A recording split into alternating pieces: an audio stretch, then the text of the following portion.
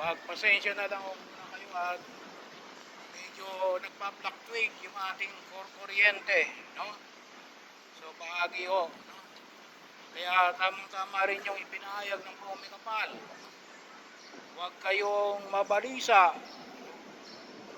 Bahagi ho, maraming dahilan ng pagkakabalisa natin. Hindi lamang yung mawalan ng kuryente, yung pagdating ng kamatayan. Ang daigdig na ito ay puno ng pagkabalisa, no? Kung makikita po natin. Pero yung paanyaya na ipinapahayag ni Jesus ay alin? Manalig kayo sa Diyos, no? Manalig kayo sa akin. Ito yung sabi ng kapal. Napakahalaga ho yung pananalig. Kung tutuusin po sa banal na kasulatan, makikita natin yung alin, na yung kung ilang beses na ipinahayag mula sa lumang tipan hanggang sa bagong tipan ang mga salitang huwag kang mabalisa. Maraming beses o, no? Halos kasindami ng bawat araw sa loob ng isang taon. Bakit?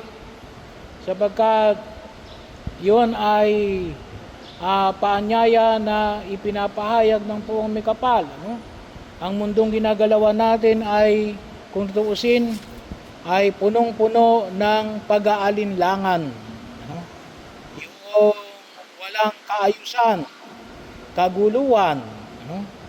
Sabi nga natin, pero yung paanyaya na ipinapahayag na Jesus ay isang paanyaya na kung saan ay tayo ay manalig sa kanyang pagka-Diyos, sa kanyang paanyaya na kung saan ay panghahawakan natin sa mundong ginagalawan natin.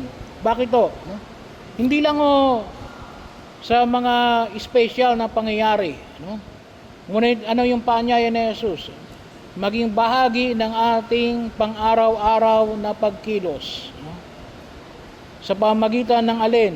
Paano ito magkakaroon ng kaganapan? Paano magkakaroon tayo ng tapang na harapin ang hamon ng daigdig na ito, no? Ay sa pamagitan ng ating mismong pananalig, pananampalataya, no? Pagkilala saan?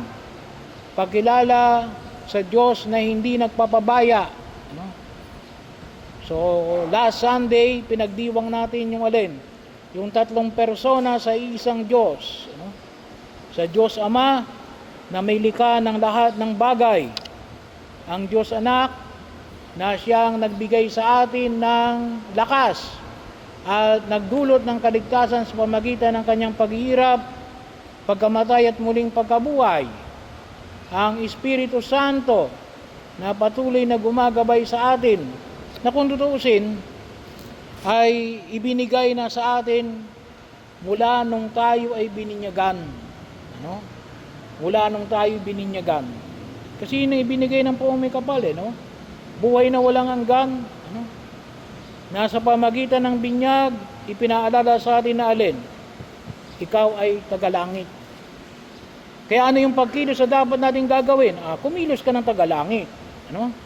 Kung ang pagkilos natin ay makamundo o maka-impyerno, hindi tayo naging totoo doon sa biyaya na ipinagkakaloob ng Diyos sa bawat isa sa atin. Kaya nga no, yung patuloy na hamon na ipinapamanik ng buong may kapal, pangalagaan natin yung biyaya na ipinagkaloob ng buong may kapal mula nung tayo ay bininyagan, na nais ng Diyos na tayo ay magkamit ng kaligtasan. Pero tayo rin dapat inaalagaan din natin yung ating sarili, na alin? Na huwag lumapit sa kasalanan. Kaya ngayong istorya ni Jose Rizal doon sa Gamo-Gamo, nalapit yung Gamo-Gamo at sinasabihan yung mga anak nung Gamo-Gamo, huwag kayong lalapit dyan, masusunog kayo. Ay ganun kasi yung kasalanan, no? Bahagi no? Kaya kung minsan nagkakaroon tayo ng hindi mapanatag na kalooban, nagkakaroon tayo ng takot, nagkakaroon tayo ng maraming problema. Bakit? Ay hinahayaan natin yung ating sarili na alin? Na lumayo sa ating pananalig sa Diyos.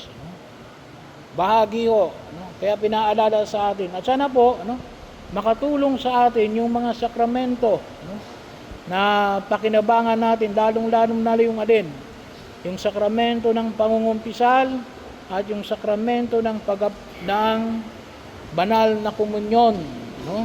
Bahagi o yun na kung saan ay makadulot sa atin. Bakit to? Kasi yung nagpapalakas sa atin bahagi o na kung saan ay paanyaya na ipinaayag na Jesus. So yung ating pananalig sa Kanya ay diudulog natin. Kaya nga tayo nangangarap na alin, magkakamit ng kaligtasan sa buhay na walang hanggan. Si Gregorio na inihatid natin sa huling hantungan ay nais natin magkamit ng pangako ng Diyos na kung tutuusin ay ibinigay niya mula nung siya ay bininyagan. At dapat yung buhay natin sa mundong ito ay pagpapatunay na alin. Tayo ay mga tagalangit. Tayo mamuhay ng mga tagalangit. Father, nagkakasala. Mangumpisal. Kaya nga ibinigay ni Jesus yung kumpisal bilang sakramento. Para tayo ay magsimula uli ng bago. At patatagin natin ito sa pamagitan ng alin? Sa pamagitan ng banal na komunyon. Yung patuloy nating paanyaya. Kung wala pa kayong kasalanan, ay tumanggap ng komunyon. Kasi sino yung tinatanggap ninyo? Si Jesus. Kaya nga kumisan sinasabi ng iba na, tinanggap niyo na ba si Jesus? Bilang Panginoon at tagapagligtas.